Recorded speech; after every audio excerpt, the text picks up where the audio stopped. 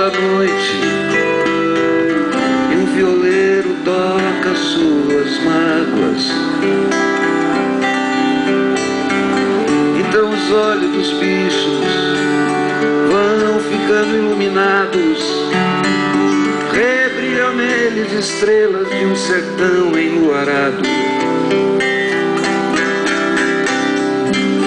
Quando o amor termina, perdido numa esquina, e um violeiro toca sua sina,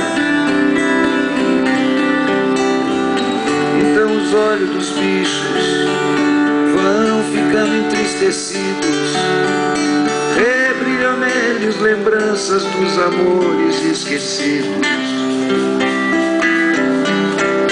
Tudo é sertão, tudo é paixão, se o violeiro toca a viola, o violeiro e o amor se tocam.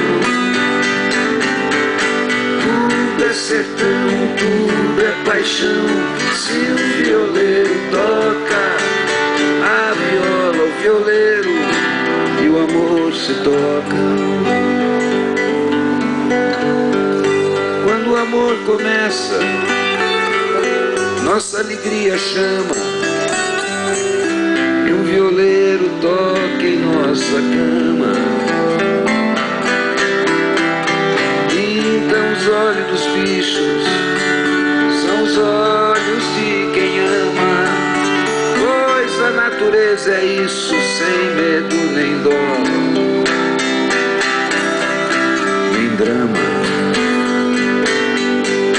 Tudo é sertão, tudo é paixão, se o violeiro toca a viola, o violeiro e o amor se tocam.